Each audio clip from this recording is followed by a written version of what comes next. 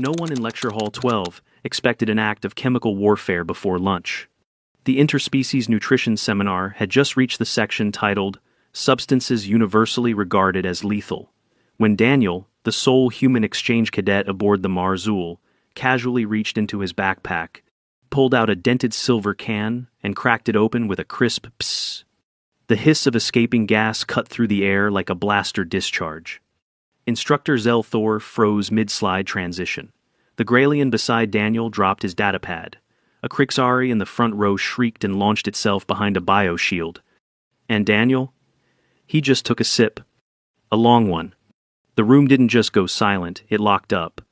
Dozens of aliens stared in horrified silence as Daniel swallowed a mouthful of what, to them, was a highly reactive industrial solvent laced with acidic gas. The sort of thing their homeworld stored behind radiation seals with a 6 warning sign minimum. Then he burped. Softly, apologetically. And that was when the alarm started. A glowing red containment breach warning spiraled across the walls. Emergency shutters slammed down over the vents. Containment domes dropped over several high-risk species. 2 Grailians fainted, their translucent membranes twitching in shock. A Vern shrieked so loudly its secondary auditory fronds detached. Instructor Zelthor dove behind the lecture dais, shouting something about acidic vapor vectors. Daniel blinked and looked at his can. This? He said, more confused than anything. But the room was already in a state of organized disintegration. Panic spread with algorithmic speed. Biohazard drones screeched into the room, clamping onto the walls, spraying neutralizing foam that looked alarmingly like whipped cream. A force field slammed down around Daniel's seat so fast, his arm got a light static burn. He stood up instinctively. The can, now 3/4 full, was still in his hand. I didn't spill anything, he tried, just as the floor shuddered, and a Class 5 hazmat containment team burst through the secondary wall in full atmospheric shells, carrying pressurized decontamination lances. One of them screamed. It was a mechanical scream, courtesy of a tactical AI pre-programmed for contact with oxygen-based corrosives.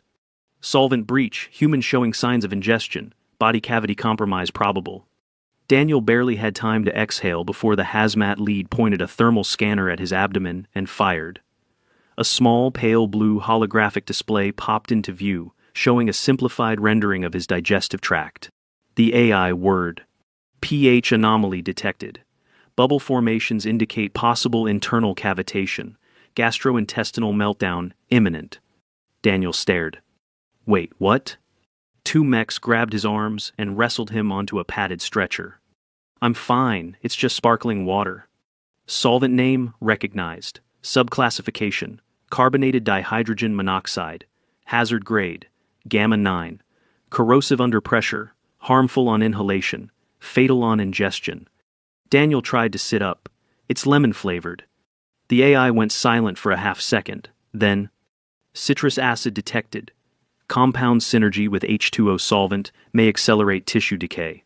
The stretcher hissed and sealed him inside a biopod with a damp thunk. 14 minutes later, Daniel was floating naked in a diagnostic gel pod. The medical bay was sealed, the temperature kept just above Terran neutral. 3 med drones hovered nearby, rotating around him, occasionally blinking warning lights. One kept trying to inject a sedative. Another hovered near his feet, whispering concern in 4 tonal languages. The third drone, the one labeled MX-97, had stopped blinking altogether. Can you repeat your species filtration organ function? It asked, after scanning his lower abdomen for the 5th time. Daniel sighed. For the last time, yes. Humans have kidneys, 2 of them. They filter blood, the water gets reabsorbed, excess gets urinated out. It's very standard, I think. What is urinated out? I pee. The drone paused. You expel the solvent, voluntarily. In public? Well, not in public, but the solvent passes through your body without denaturing your internal membranes? Daniel shifted awkwardly in the gel. I mean, unless you've got kidney stones, or you're dehydrated, or you drink, like, pool water. But regular water is fine. This stuff? He pointed to the nearly empty can, which someone had retrieved and quarantined in a vacuum-sealed evidence bag across the room. I drank that on the shuttle ride here. Carbonated. Yeah. It tastes better that way. The drone recalculated for the fourth time. The carbonation increases reactivity. The gas expands within your stomach lining. It forms bubbles. Our scans show cavitation near the pyloric sphincter. That's indigestion. Indigestion is fatal? No, it's annoying. The drone hovered silently for a moment. Its camera lens zoomed in slowly, as if trying to make sense of the entire species through Daniel's navel. Your digestive anatomy is incompatible with our safety protocols. A secondary AI will initiate diplomatic contact with your planetary council to confirm these claims. Because I drank water? Because you drank solvent laced with an acidic gas compound inside a nutrition class focused on hazardous ingestion. 3 hours later, Daniel was finally released from the gel tank. Not because he was cleared, but because the diplomatic liaison from Earth had confirmed, via a very tired video call, that humans do in fact drink carbonated water recreationally. And yes, the burping was expected. A tribunal of xenobiologists, cultural liaisons, and 2 security officers stood around the medbay with an air of nervous reverence. Instructor Zell Thor remained behind a polycarb blast shield. Daniel was wearing a sterile examination gown, 2 sizes too small, and holding a cup of actual water. Flat, non-lethal, alien approved. "This isn't even cold," he muttered, sipping it. The lead xenobiologist, a Threxian with a jellyfish-like locomotion pattern and 3 nervous stammer modes, cleared his vocal cavity. "Cadet Daniel, we require clarification on your species' relationship to dihydrogen monoxide. Specifically, you consume this daily?" "Yes." "In what quantities?" "About 2 liters, more if it's hot." "And you bathe in it?"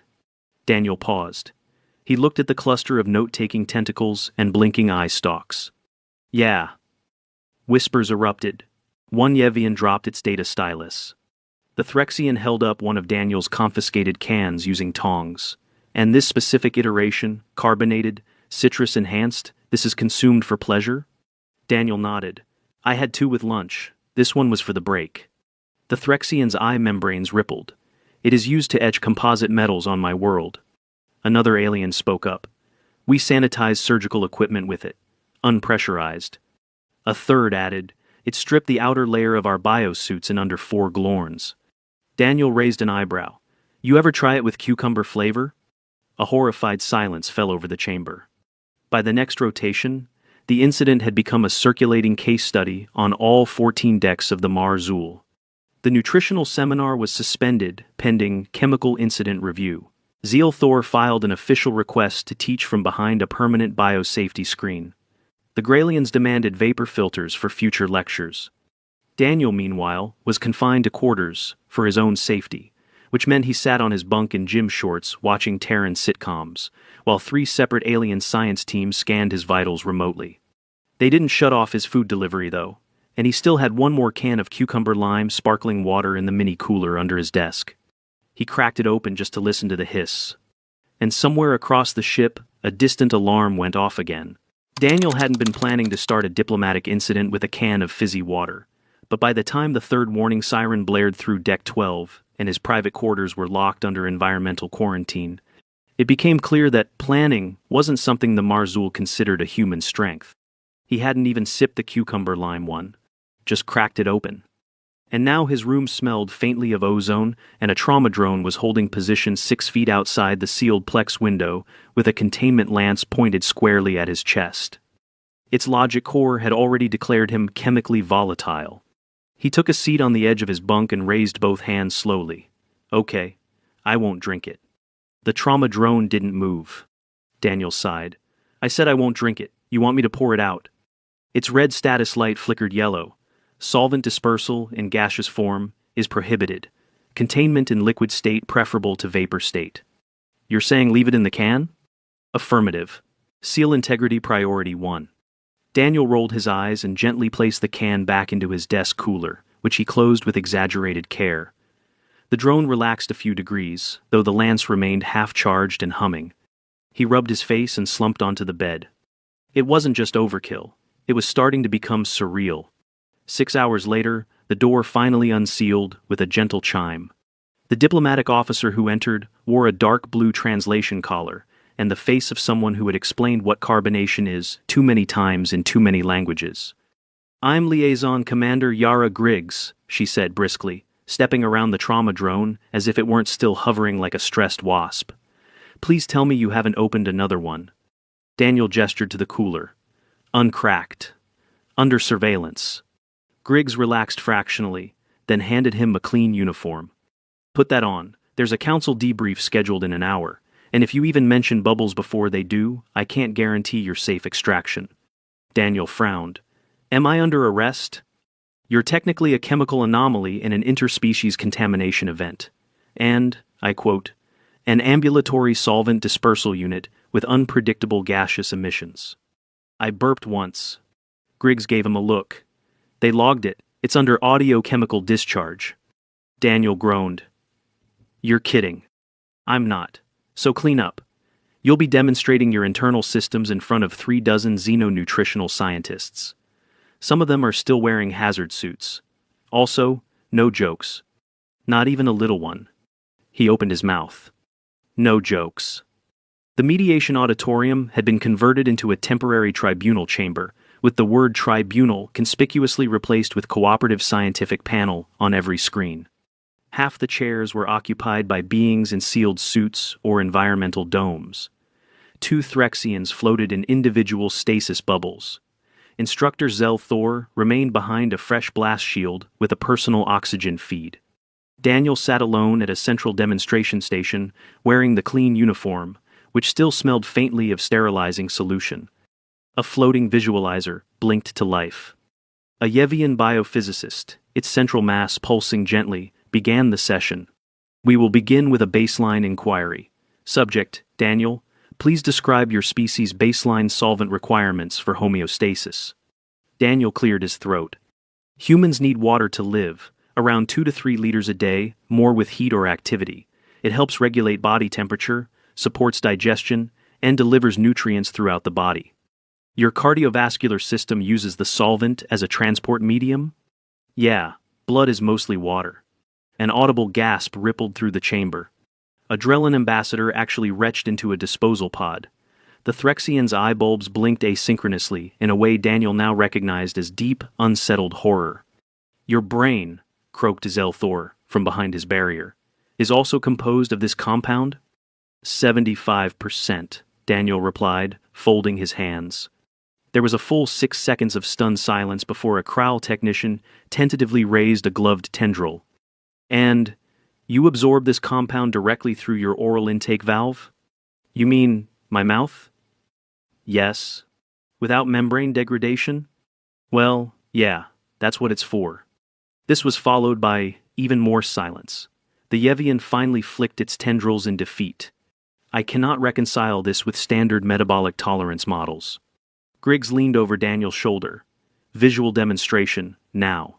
With exaggerated care, Daniel reached under the display table and removed a sealed Terran educational model, an anatomical cutaway of the human digestive tract. It had been fabricated hastily from the ship's general-use 3D printer, and parts of it were still warm. He pointed to the esophagus. "Solvent travels down this tube to the stomach, where it mixes with acids." Adrenaline passed out. Daniel paused. "You all okay?" A Vern diplomat waved a 6-fingered hand weakly. "Please continue, slowly." He traced the path to the kidneys. "These filter the blood. Excess water is sent to the bladder for removal." "Removal?" one of the Threxians rasped. "We urinate," Daniel said, with the quiet resignation of someone explaining this for the 9th time. The Yevian slowly turned translucent green. "Voluntary excretion of unprocessed solvent." "Yes. Or sweat. That's another way we expel it." The translator buzzed for a moment. Then, "Your kind leaks solvent. On purpose." Daniel shrugged. "Sometimes we do it just from standing in the sun too long." Zelthor curled in on himself. "I don't understand," a Kral murmured. "You not only survive contact, you require it. Your species self-regulates a hazardous compound internally." Daniel looked around. "It's just water, you know, H2O. "To us," said the Threxian coldly. "It is an industrial-grade corrosive used to dissolve biofilms from reactor shielding." "And you add gas to it?" Zelthor sputtered. To increase its acidity? Daniel scratched the back of his neck. It's not that acidic. I mean, sure, it stings in the nose if it's got too much fizz, but it's not dangerous. You are contradicting the chemical analysis, the Crowl said sharply. Our sensors identified carbonic acid formation and pressurized gas saturation. This is known to etch ceramics. It also goes great with tacos, Daniel offered. Griggs pinched the bridge of her nose. Focus, Daniel. The Yevian's neural mass pulsed in agitated ripples. We attempted to replicate your beverage's composition using a proxy digestive model based on Threxian bioparameters. The result was spontaneous tissue denaturation. The Threxian to his left blinked slowly. The test subject is recovering in an oxygen bath. It is unlikely they will attempt another taste. Daniel exhaled. Well, yeah, it's not for everyone. By the following standard cycle, a formal update was released from the Intergalactic Dietary Safety Council. Substance update: carbonated dihydrogen monoxide. Toxicity level: lethal to 98% of registered galactic species. Risk level: industrial solvent, corrosive under pressure. Human classification: non-toxic, recreational beverage. Consumption strongly discouraged, unless equipped with Terran-grade renal filtration systems and mucosal membranes rated for acid-neutral resilience. It was displayed in every galley, lab, and training hall across the Marzul. Below it was a still frame of Daniel mid-sip, looking vaguely confused and holding a can of sparkling lime water. And thus, a beverage no alien dared to taste became a ship-wide legend. 2 days later, Daniel stood before a much smaller audience in Lecture Hall 12, now equipped with chemical shields, ventilation hoods, and an automatic suppression system keyed specifically to the sound frequency of a can opening. He wore civilian clothes and a cautious smile. 2 guards stood at the exits, not for him, exactly, but for the protection of everything else. Welcome, Zelthor said in a brittle tone, to the special guest lecture. A large screen behind Daniel lit up. Bubbles and Bravery, A Human's Guide to Drinking Danger. Guest speaker, Cadet Daniel Myers. Species 768 tons. Homo sapiens, Terran, class. Daniel held up a sealed can. This time, it's just a prop, he said. No one laughed. He cleared his throat. Let's begin with carbonation. The lecture ended in silence. Not stunned, panicked silence, this was different. It was the kind of silence born of species whose central nervous systems had run out of interpretations. 38 sapiens sat rigidly in their reinforced seats, each one carrying a fresh copy of Bubbles and Bravery. The lecture's transcript now officially filed as Galactic Exchange Curriculum Supplement 921F. Risk Culture in Liquid Consumption Behaviors. Daniel stood at the podium, unscrewing the cap of a bottle plastic this time, and empty, to avoid triggering further alarms. He demonstrated the glug-glug motion of water consumption, the rhythmic swallowing, the post-drink sigh of satisfaction. Each gesture was catalogued. One of the Krixari even drew diagrams. Instructor Zel Thor, still stationed behind the transparent blast shield, activated his collar mic with a slightly shaky exhale. Thank you, Cadet Myers. This concludes our seminar. Class dismissed slowly, in quadrants, and no sudden exhalations, please. Daniel remained at the front as aliens filed out in nervous clusters. Several paused to nod respectfully. A few gave wide, berth-like arcs around the table where his props were displayed. One Vern cadet glanced longingly at the sealed canister on display, then twitched and hurried out. But one remained behind. He was Threxian, one of the youngest on the ship by the look of his still molting foreplates. A junior xenonutrition trainee with soft spines, large pupils, and the caution level of someone who'd once inhaled his own sanitizer mist by mistake. Can I speak with you privately? He asked, antennae flexing back nervously. Daniel gave a slow nod and waved him toward the side of the lecture hall, where a quieter alcove had been shielded for sociocultural decompression after the beverage incident. The Threxian perched stiffly on a bench across from him. For several long seconds, he just stared at the sealed canister Daniel now held loosely in his palm. It's not open, Daniel said gently. The Threxian's pupils dilated. I know. I just wanted to ask what it feels like. Daniel blinked. Drinking it? Yes, the real one, the sparkling kind. Fizzy, a little sharp, kind of like a gentle punch on the inside of your face, but in a good way. The Threxian squirmed. How can that be pleasurable? Everything about it violates safe ingestive protocols. The carbonation alone? I think part of it is that it's uncomfortable, Daniel said after a moment. Not painful, but strange. Something about it just wakes you up. The Threxian was quiet for a moment. I reviewed the incident footage, he admitted softly. I watched the part where you swallowed it, and then afterward, when you were detained. You didn't panic. Daniel hesitated. I was confused, not brave. I honestly thought they were arresting me for littering. Still, you didn't collapse, or melt. You didn't even vomit. I almost did in the gel tank, but not from the drink, from the way the diagnostic drone kept poking my liver. The Threxian didn't laugh, but his eye rings fluttered. Then he leaned forward, mandibles twitching faintly in what might have been focus. I want to try it. Daniel immediately stiffened. Not a good idea. I've read everything in the Council's advisory. You'd be the only non-human in recorded galactic history to drink it and stay conscious. There was one other, the Threxian said quietly. Research Cadet Herrick's due. He tried less than a milliliter and slipped into a temporary coma. Daniel nodded. And you want to beat that record? I don't want to be reckless. I want to understand. I can't stop thinking about it. The idea that something universally corrosive could be part of someone else's everyday life. It's like seeing someone warm their face with fire. Daniel leaned back slowly. You really want to sip it? The Threxian nodded once, slowly. Daniel sighed. Then, we're doing this with supervision.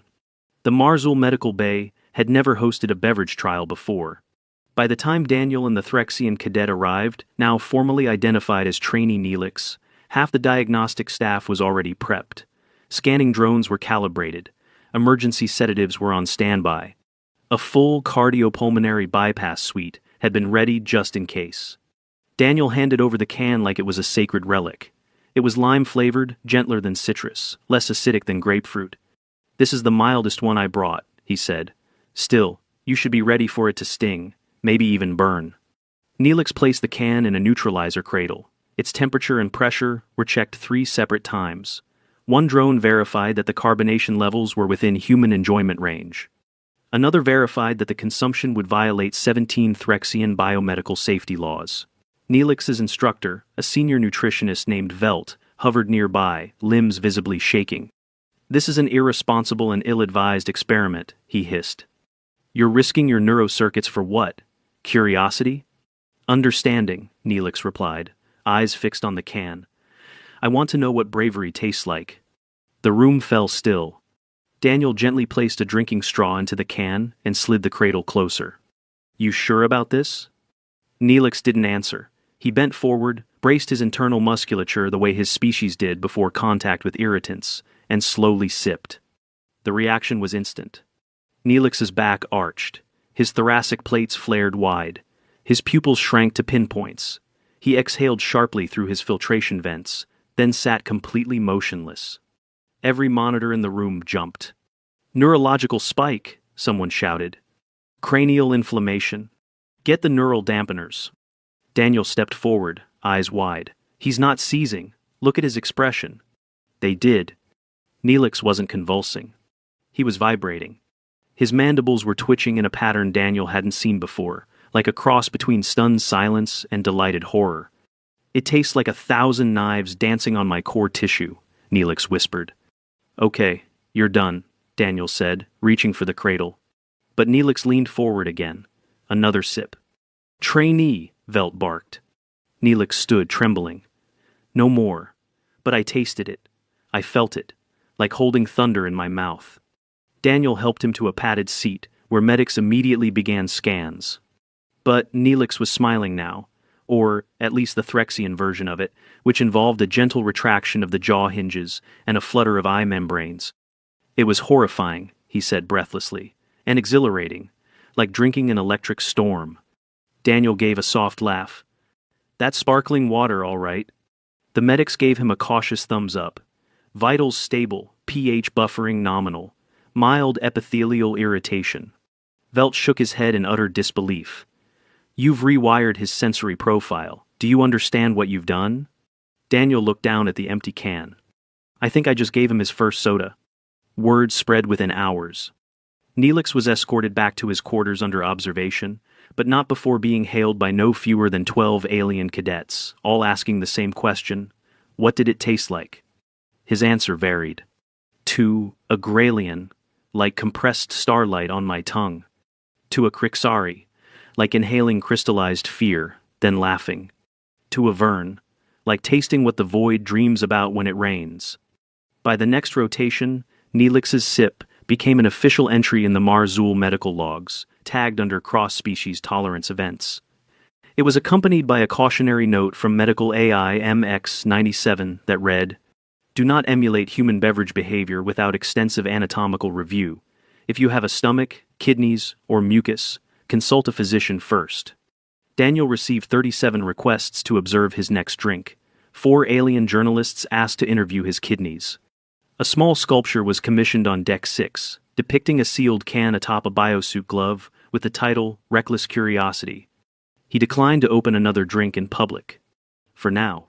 By the end of the standard week, Daniel's digestive tract had become the subject of 6 academic journals, 1 interstellar safety alert, and an art piece titled Organ of Containment that made his lower abdomen look a lot more heroic than he felt. He hadn't meant for any of this.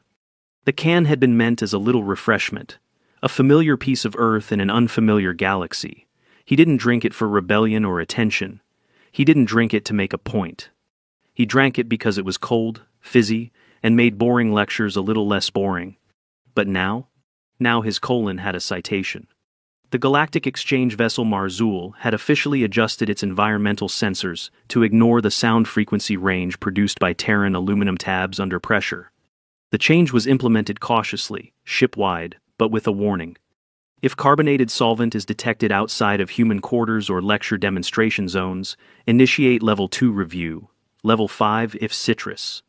Daniel's inbox, once reserved for weekly updates from Earth and occasional cafeteria polls, now overflowed with inquiries. Some were medical. Does the carbonation aid in nutrient absorption, or is it purely masochistic? Some were curious. How often do humans consume this solvent, and why not just use flat variants? And some were just confused. Do all human foods sting? But the one that stood out arrived with a council seal. A simple curt invitation to address the Intergalactic Dietary Safety Council in a special session. Topic: Terran liquid habits and cross-species hazard reclassification. Daniel read the message twice, then a third time. It wasn't a request. It was a summons. The council chamber was cold. Not because of the air, but because of the tension. 37 delegates representing planetary health ministries, biological safety bureaus, and nutritional regulation authorities sat in an arched semicircle. They looked down from their seats with clinical reserve and cautious interest. In the center of the chamber, Daniel stood on a circular platform with a small table beside him. On the table, 1 can of sparkling water, sealed, chilled. Griggs had warned him not to open it unless explicitly asked. Some of them are still convinced it's a misclassified weapon, she'd said. One Scanary delegate tried to classify it as a Class B acidic propellant. Do they know it's sold in vending machines back home? They think your vending machines are military dispensers. Daniel didn't ask what they thought about vending machine sandwiches. The council chair, an ancient Varnali with breath-slowing implants and a sense of humor fossilized under centuries of bureaucracy, leaned forward. "Cadet Myers," it wheezed, "you stand before this council not in judgment, but in analysis. We seek clarification. We seek understanding." Daniel gave a small nod. "I'll try not to confuse you more than I already have." A few delegates twitched at that. The Varnali continued, "We begin with intent. What purpose does this compound serve in your culture?" Daniel took a breath. "Pleasure. Sometimes hydration, but mostly pleasure." A Skellion raised one glittering limb. "You enjoy the sensation of internal disruption?" "It's not disruption," Daniel said. "It's stimulation. Cold, sharp, fizzy. It tickles the inside of your mouth. You feel it before you taste it. It's a little uncomfortable. But it's a good kind of uncomfortable." The room murmured. "You enjoy microacidic mucosal irritation?" Another delegate asked, scandalized. "Only because we can," Daniel answered. "That's the thing. It's not because we're trying to hurt ourselves. It's because our bodies can handle it, and we're weird enough to enjoy pushing those edges." Silence followed. Then the Varnally gestured toward the can. "We ask cautiously that you demonstrate the act of consumption, but only if containment measures are confirmed." Daniel nodded. He'd prepared for this. Slowly, he removed a transparent face shield from under the table and locked it into place. The chamber's air filtration system activated automatically. A low hum vibrated through the floor. He lifted the can. Everyone leaned back slightly. With a practiced hand, he cracked it open. Pssh! Pssh! The hiss reverberated in the chamber like a detonation. Several delegates twitched, a few ducked. One poor aquatic envoy sprayed a stress secretion and had to be discreetly mopped up. Daniel let the sound fade. Then calmly, deliberately, he took a sip. A short one. He held it in his mouth, then swallowed. Another sip, this one longer. And then, he let out a soft, polite burp. The chamber froze. Even the air filtration paused. Daniel lifted the can again. "I'm not dying, I'm not melting, I'm not even cramping." He looked around the room, meeting as many eyes or eye equivalents as he could. "You all treat this like it's fire. And I guess, for you, it is. But for us, it's water, with bubbles. That doesn't mean we're better, or tougher, or more resistant. It just means our biology let us turn something dangerous into something delightful." He placed the can back on the table. "Think about what that means. Not about us, but about what's possible. If one species can drink what another uses to sterilize surgical tables, maybe there's more crossover than we thought. Maybe it's not just about danger, maybe it's about adaptation." No one spoke for a while. Then, the Scanary delegate leaned into their mic. "Does it come in flavors?" Laughter rippled through the chamber, nervous, light, but real. Even the Varnally smiled. 3 rotations later, the Marzul's cafeteria opened a sealed viewing Terran beverage exhibit where guests could watch, from a safe distance, as a human drank sparkling water. Daniel didn't love the glass cage they gave him, but he figured it was better than another decontamination gel tank. Neelix sat nearby, sipping tea made from Threxian-safe herbal infusions, his mandibles still tingling from the memory of his historic sip. He glanced at Daniel between sips. "Do you ever get used to the sting?" Daniel smirked. "That's the point. You're not supposed to." A group of cadets gathered at the viewing window as Daniel cracked open a new can. This one was blood orange. The hiss triggered a soft gasp from the crowd. He raised the can in mock salute. "To adaptation," he said, and took a long drink. The can hissed. The bubbles fizzed. The sting danced behind his nose. And in a galaxy full of beings who sterilized hulls with the same liquid he now sipped through a straw, Daniel Myers became officially the first man in recorded interstellar history to be awarded an honorary cross-cultural hazard endurance emblem. It looked suspiciously like a bottle cap, but he wore it with pride.